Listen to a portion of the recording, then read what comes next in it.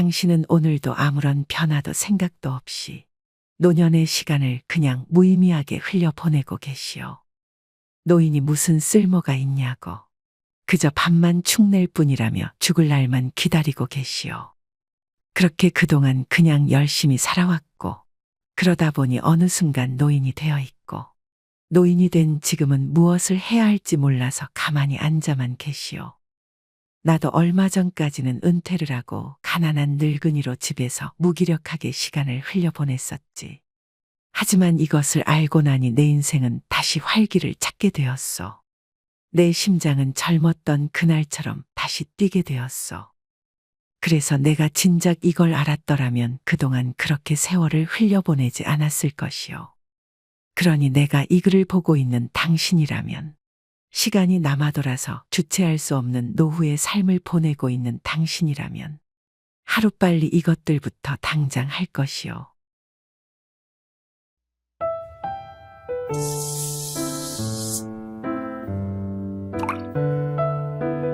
안녕하세요. 노인을 위한 나라는 있다. 노나입니다.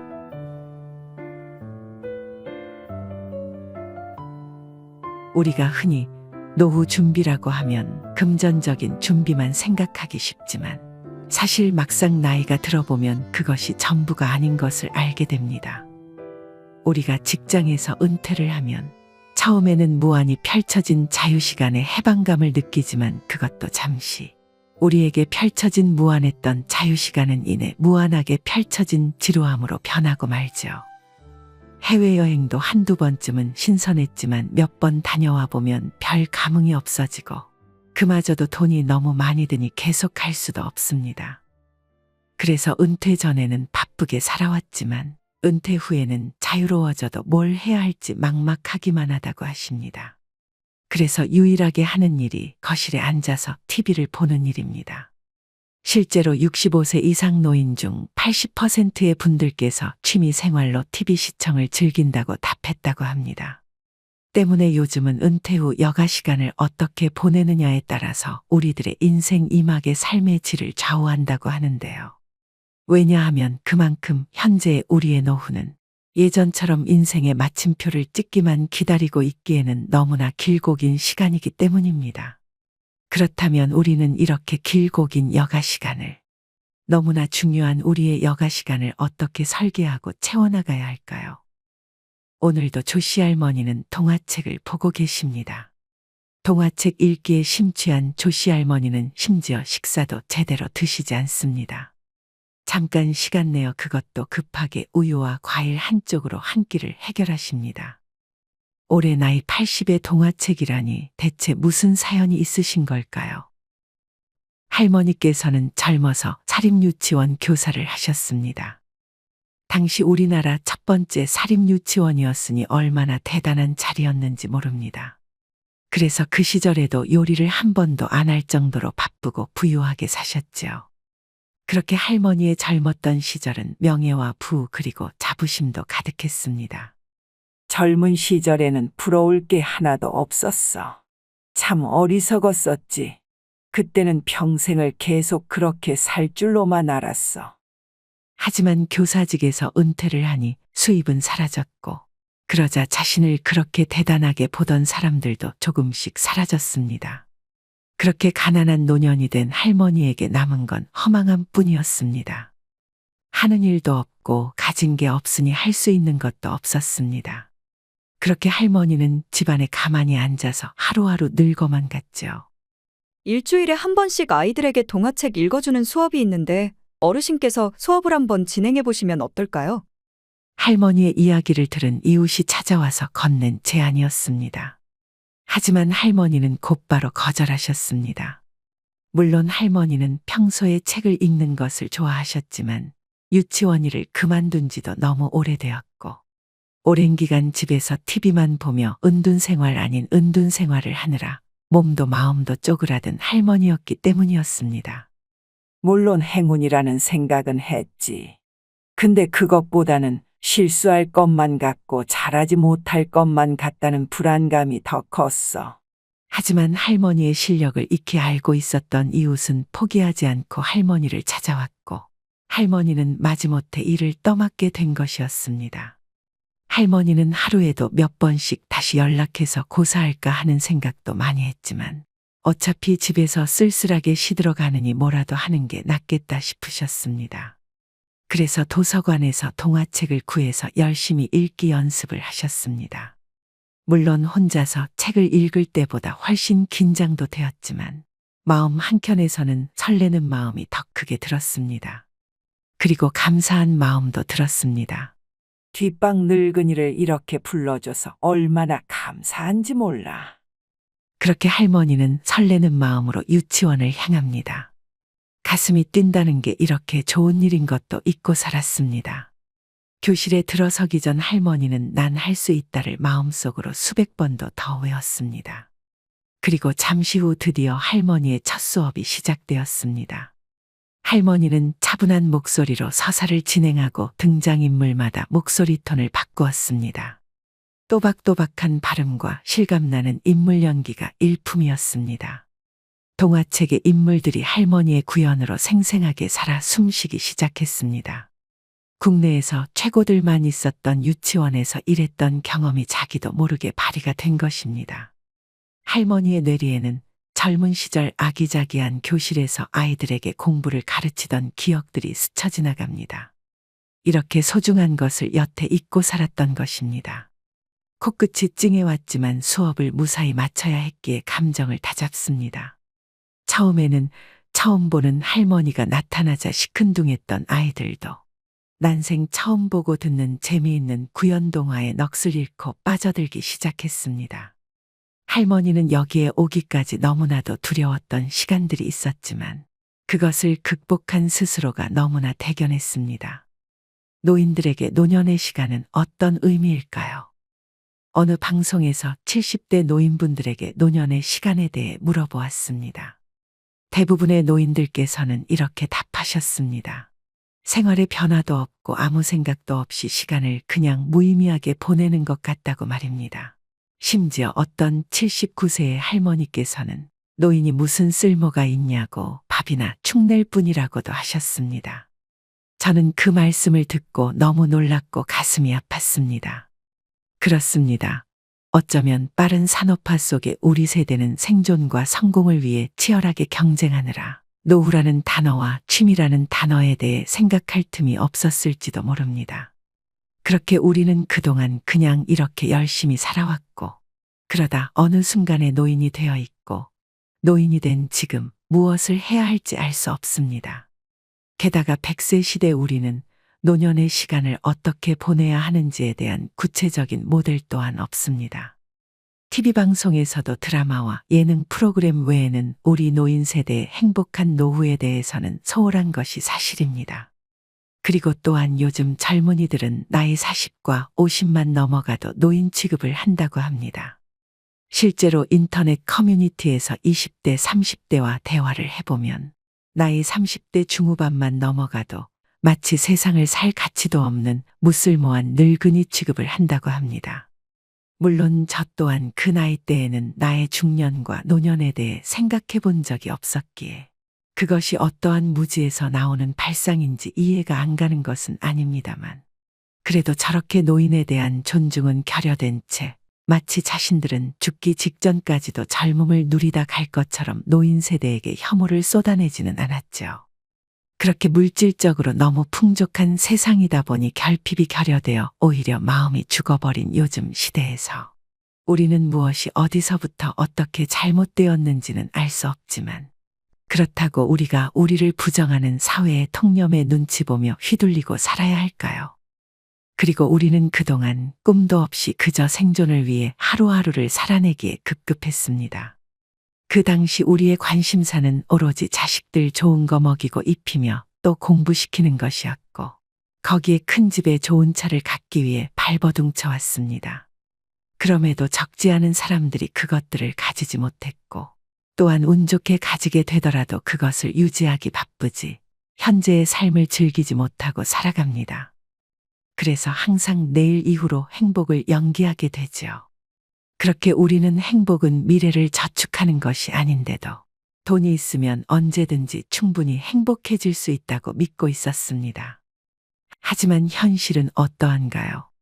막상 나이 들어보니 같이 놀아줄 친구도 없고 건강을 확신할 수도 없지요. 게다가 10년, 20년 안에 죽음이 찾아올 수도 있습니다. 이러한 나이가 인생 2막을 맞고 있는 우리 나이입니다. 그렇기에 지금부터라도 우리는 지금 현재를 행복하게 사는 일에 대해 고민해야 할 것입니다. 다른 누구도 아닌 그동안 이 험한 세상 살아내느라 하얗게 세어버린 우리 자신을 위해서 말입니다. 그리고 이제는 한번 생각해 보는 것입니다.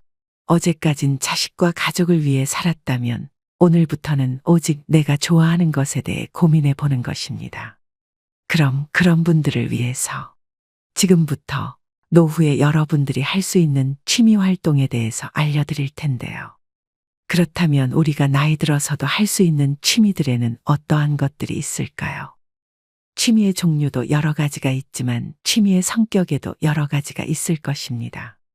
그리고 40년, 50년 동안 가족 중심적으로 사시다가 이제는 오로지 나를 위한 시간을 갖고 싶은 분도 계실 것이며 내가 좋아하는 취미 생활을 하며 소소하게 용돈벌이까지 하시고 싶은 분도 계시겠죠.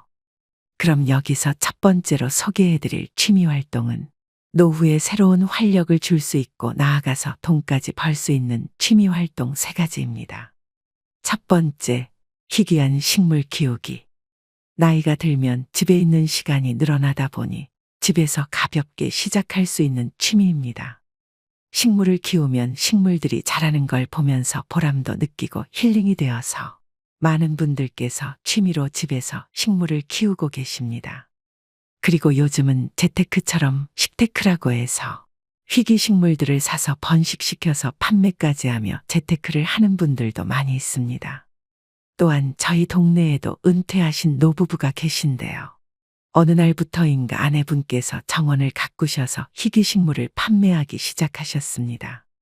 처음에는 외지 사람들이 조용한 시골 동네에 찾아오는 것이 신기하다 싶었는데 알고 보니 그 외지인 분들은 아내분에게 식물을 사러 오신 손님들이었습니다. 그렇게 날이 갈수록 찾아오는 외지인들의 수가 많아지기 시작했고 아내분의 정원 규모도 날이 갈수록 커졌습니다. 그러던 어느 날에는 집 뒤 텃밭에 조립식 건물을 지어서 다육카페를 운영하기 시작하셨죠. 그래서 요즘은 동네 사람들도 산책 중에 들러서 커피와 차를 마시며 식물 감상을 즐기기도 한답니다. 그리고 여기서 특히 돈이 되는 대표적인 식물들이 있다고 하는데요. 물론 그때그때 유행에 따라서 다르지만 많이 알려진 대표적인 돈이 되는 식물로는 몬스테라와 다육이 그리고 제라늄이 있다고 합니다. 이런 희귀 식물을 잘 키우기 위해서는 유튜브에도 많은 사람들이 자세히 정리를 해두었기 때문에 그것을 보시면서 혼자서 키워보는 것도 좋고 아니면 가드닝 교육을 하는 곳에서 교육을 듣고 조금 더 전문적으로 취미를 즐기시는 것도 방법입니다. 그렇게 키운 식물들을 소소하게 판매할 수 있는 곳은 중고나라와 당근마켓, 번개장터 등등 주로 중고 판매 사이트를 활용해서 거래를 하시는 게 제일 편한 방법입니다. 그리고 오프라인으로 프리마켓 같은 것이 열릴 때 평소에 키우신 식물들을 장터에서 파는 것도 하나의 방법일 수 있습니다. 그리고 인스타그램 같은 SNS에 일기를 쓰듯이 자주자주 식물들의 사진을 올려두면 그곳에서 판매가 일어나기도 한다고 합니다. 두 번째, 캘리그라피입니다. 우리가 40대와 50대가 넘어가면서부터는 뜻모를 무기력함에 시달리기도 하며 어느 날 아무런 이유 없이 짜증이 날 때가 있습니다. 이때 캘리그라피를 취미로 하시는 분들은 글씨를 쓰시면서 힐링을 많이 하신다고 합니다. 그리고 자신이 쓴 글씨를 활용해 지인들에게 편지와 액자 선물을 할 수도 있어 좋은 취미라고들 하시는데요. 하지만 캘리그라피가 생각보다 어렵다는 분들도 많이 계십니다. 저 또한 예전부터 그림을 그려왔지만 정작 글씨는 악필이라 캘리그라피가 결코 쉬운 장르가 아니었던 기억이 나는데요.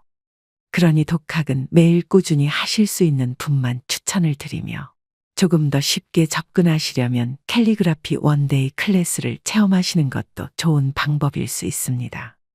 원데이 클래스의 대표적인 사이트로는 타링, 프립, 솜씨당이 있으며 이들 중 하나를 검색하셔서 핸드폰에 설치하시고 캘리그라피 강좌를 검색하시면 온라인과 오프라인을 가리지 않고 다양한 강좌를 만나실 수 있으니 한번 참고해 보시면 좋을 것 같습니다. 그렇게 본인만의 글씨체를 꾸준히 가꾸어 나가시다가 액자 같은 것도 만들어서 지인들에게 선물도 해주면서 알려지게 된다고 하는데요. 캘리그라피로 돈을 벌 수 있는 방법은 글씨체를 만들어서 저작권을 등록하거나 액자와 엽서를 판매하여 수익을 낼 수 있는 것이 그것입니다. 세 번째, 그림 그리기. 그림으로 수익을 올리는 경우에는 그 종류가 굉장히 다양합니다. 돈이 되는 그림의 장르로는 기본적으로 동양화, 수채화, 아크릴화, 인물화, 일러스트가 있으며 요즘은 아이패드에 펜으로 간단하게 그림을 그려서 이모티콘을 만들어 판매를 하기도 합니다. 그러하오니 먼저 본인이 어떤 그림을 그리고 싶은지 일단 정하시는 게 좋아 보입니다. 물론 한 번에 정하지 못할 수도 있으니 너무 급하게 마음을 먹는 것은 좋지 않습니다. 제가 학생 때에도 5년 넘게 조각을 하다가 갑자기 산업 디자인으로 전향을 하는 친구도 있었고, 만화를 그리다가 어느 날 갑자기 동양화로 전향한 친구도 있었답니다. 그리고 요즘은 유성펜으로 드로잉을 해서 수채 물감으로 채색하는 어반 스케치도 유행하고 있습니다. 그러니 다양한 장르의 미술 교육 관련 유튜브나 원데이 클래스 온라인 강좌를 수강해 보시면서 찬찬히 자신이 하고 싶은 장르를 정하는 것이 좋습니다. 그렇게 방향이 설정되셨다면 그때 학원을 등록하셔서 궁금한 것도 물어보고 여러분들께서 원하는 그림에 대한 정보를 얻으시는 게 좋습니다. 그러면 우리가 그린 그림으로 어떻게 돈을 벌 수 있을까요? 제 주변에 어떤 분은 취미로 그림을 그리다가 부수입을 얻고 있는 분이 있습니다. 물론 이분은 미술 전공자가 아닙니다. 그림은 미술을 전공하지 않아도 전혀 문제될 것이 없습니다. 오히려 전형적인 아카데믹한 수업을 받지 않았기에 틀이 없고 그래서 자유로운 화풍을 구사할 수 있게 됩니다. 그런데 제가 말씀드리는 이분이 바로 그런 분이셨습니다. 이분은 동양화나 수채화나 유화 같은 장르의 구분이 없었습니다. 그냥 자신이 그리고 싶은 도구를 가지고 그리고 싶은 스타일로 그림을 그리셨고 SNS, 인스타그램을 통해서 본인이 그린 그림을 꾸준히 업로드를 하셨습니다.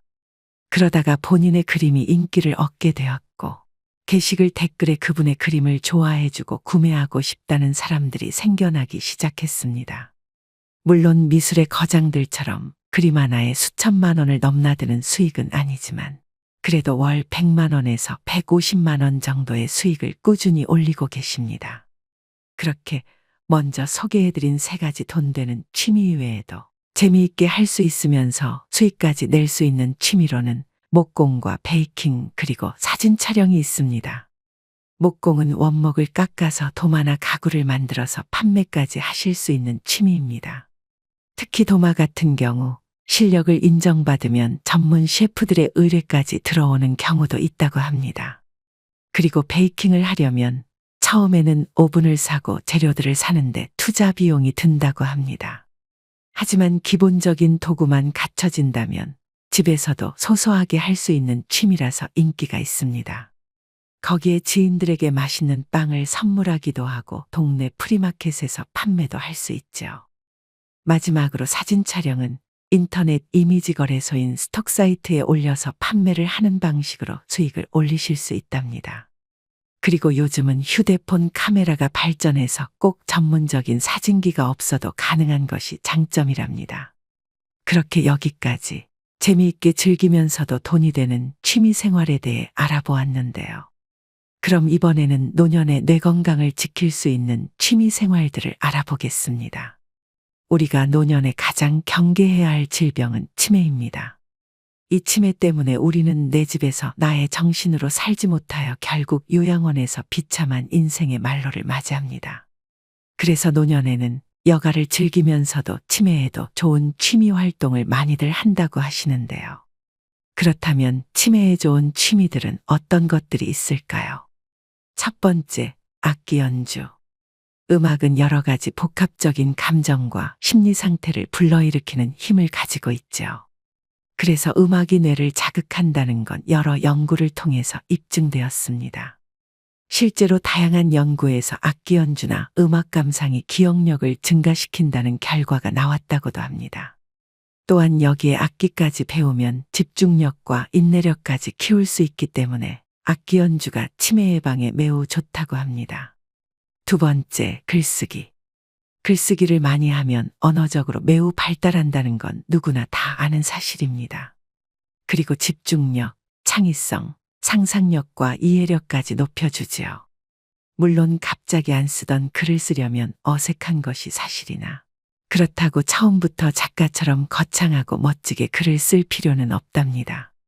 저 또한 매일 여러분들께 들려드릴 글을 쓰고 있지만 특히 거창한 이야기를 어려운 단어로 풀어나가는 것을 선호하지 않는답니다.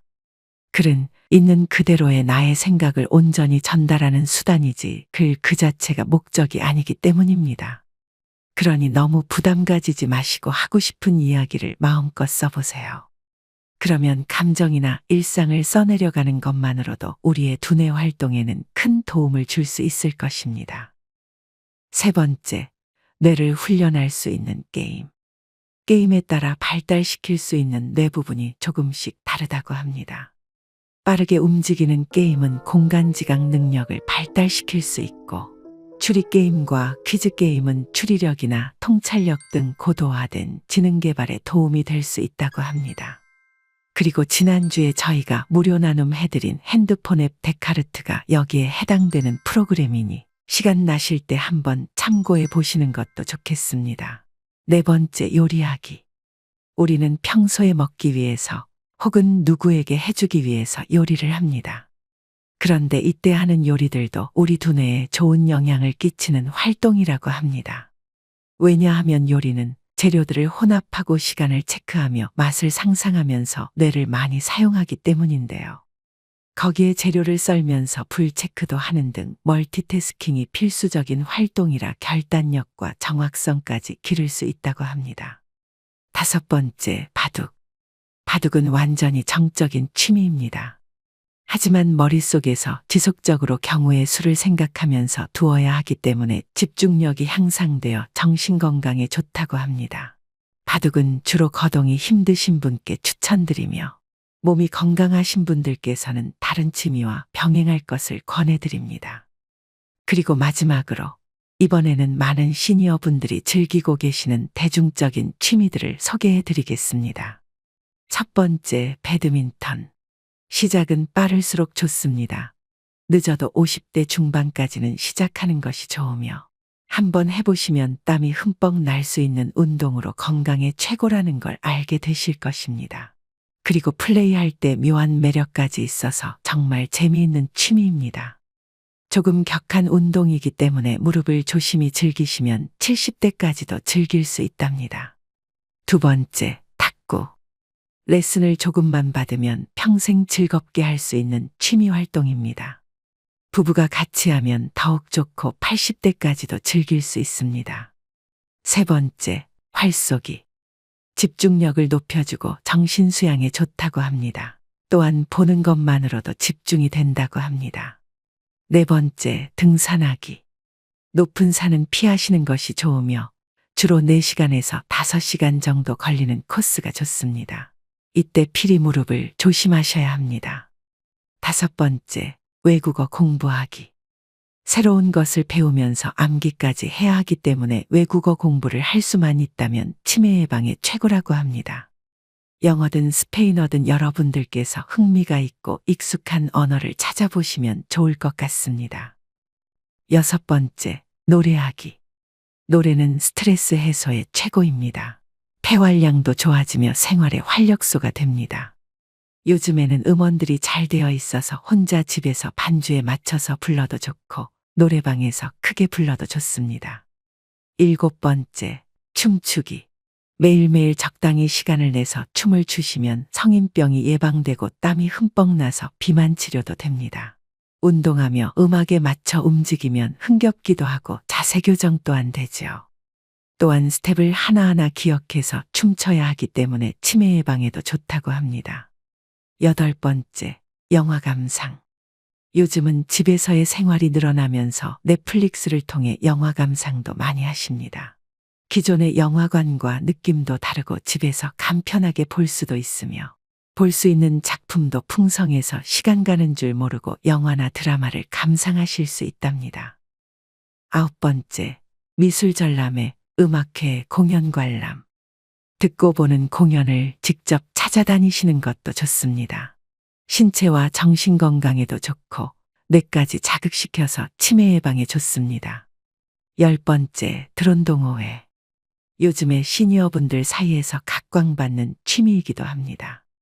새롭게 열린 세상을 맛볼 수 있고 독특한 촬영과 함께 기계 조종의 즐거움이 더해집니다.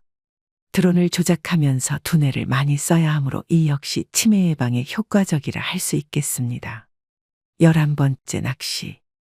우리나라 800만 명이 즐기는 국민의 취미라고 합니다. 12번째, 반려동물 키우기. 반려동물을 키우시면 외로움과 고립감을 이겨내는데 최고입니다.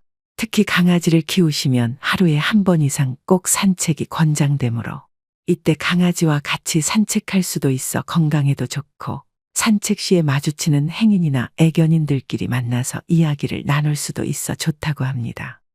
13번째, 개인 방송국, 크리에이터, 유튜버.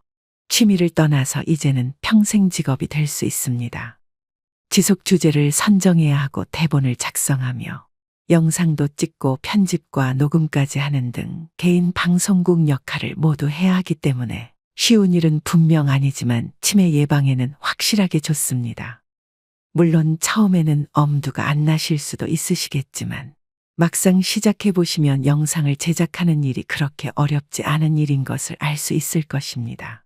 그리고 요즘은 핸드폰으로 쉽게 촬영이 가능하며 내가 편집을 못해도 편집 외주를 저렴하게 맡기실 수도 있어서 진입 장벽이 많이 낮아졌답니다. 편집 의뢰는 크몽이나 오투잡, 재능넷 같은 재능 판매 사이트에서 할 수 있으니 참고하시면 좋을 것 같습니다. 14번째, RC카 동호회.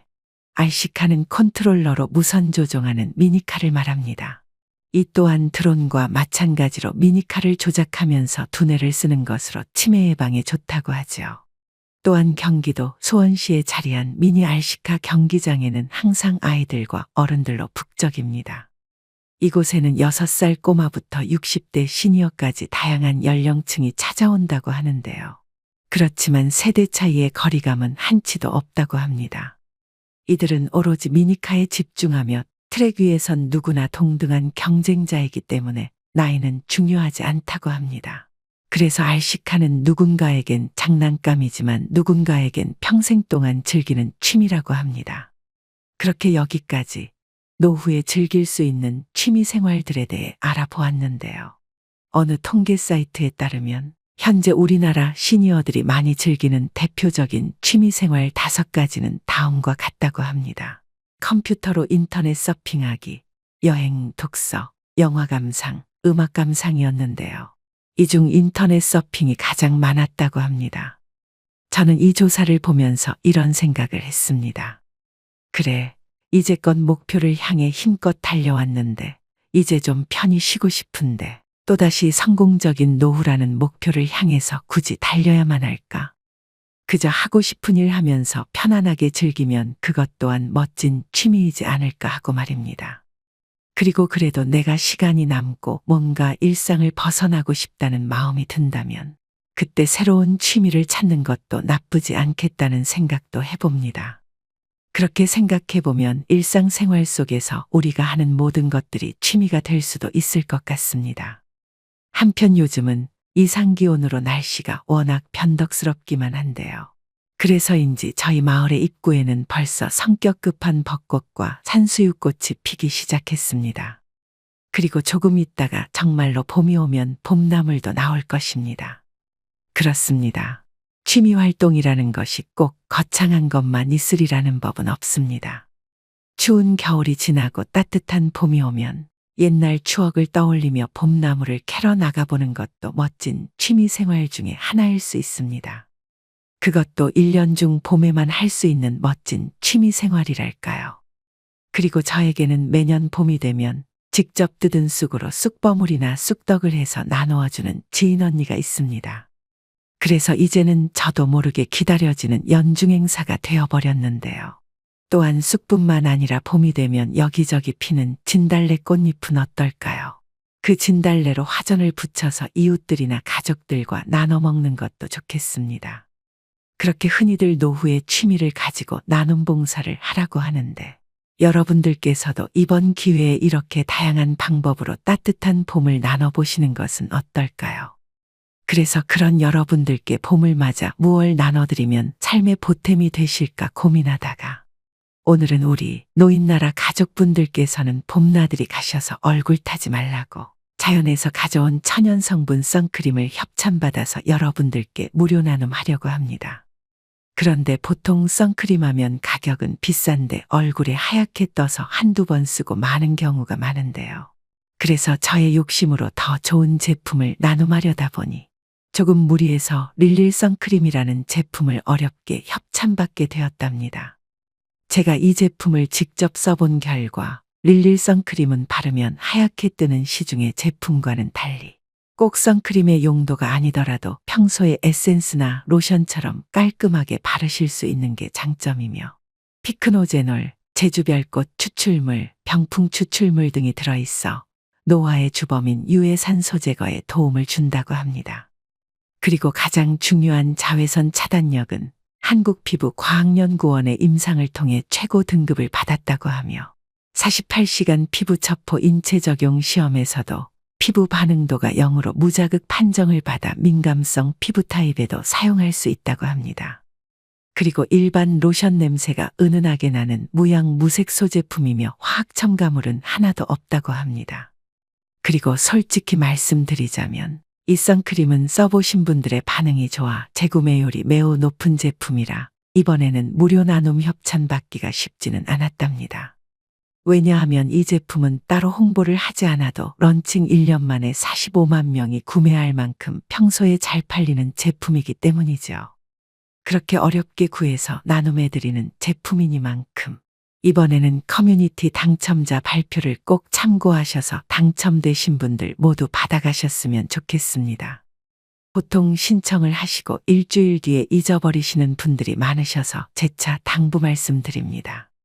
선크림 신청 방법은 노인나라 채널을 구독하신 후에 댓글로 릴릴 선크림 신청합니다 라고 적어주시면 되십니다. 그러면 일주일 후 추첨을 하여 5분께 릴릴 선크림을 보내드리도록 하겠습니다. 그리고 혹시라도 추첨을 기다리기보다 이 제품이 궁금해서 꼭 한번 써보고자 하시는 분들께서는 고정 댓글에 판매처 주소를 걸어 놓았으니 참고 부탁드립니다. 또한 이번에도 며칠간만 노인나라 구독자분들께 특별한 가격으로 드리는 것도 잊지 마세요. 인터넷 최저가로 18,000원인 것을 여러분들께만 2개에 27,900원에 드리며 거기에 본품의 5분의 1 크기의 휴대용 릴릴 선크림까지 무료로 드린다고 합니다. 한편 그리고 저 역시 최근에 새로 생긴 취미 2가지가 있는데요. 그 첫 번째는 유튜브를 보는 것이고 두 번째는 여러분들께서 달아주신 댓글을 보는 것이랍니다. 그렇게 여러분들이 달아주시는 댓글을 통해 제가 몰랐던 세상을 알 수 있어서 매일매일이 얼마나 설레는지 모릅니다. 댓글에서 많은 분들의 사연 또한 들을 수도 있고 간혹 힘드신 분들의 글에는 대댓글로 서로 힘내라고 격려와 위로를 아끼지 않는 모습을 볼 수 있어서 얼마나 가슴이 따뜻해지는지 모릅니다. 그래서 어쩌면 이렇게 댓글을 다는 것도 멋진 취미라면 취미이지 않을까 라는 생각을 해보기도 하죠. 그리고 보통 돈복이 많으면 좋다고들 하는데 이 돈복만큼이나 좋은 것이 귀인복이라고 합니다. 그러니 우리 노나가족 여러분들께서는 댓글로서 서로가 서로에게 귀인이 되어주시는 것은 어떠할런지요. 그래서 오늘은 그런 의미에서 여기 오시는 노나가족분들 모두 부를 얻고 번영하시라고 부와 번영을 뜻하며 봄하면 떠오르는 대표 봄꽃인 벚꽃을 그림으로 그려보았습니다.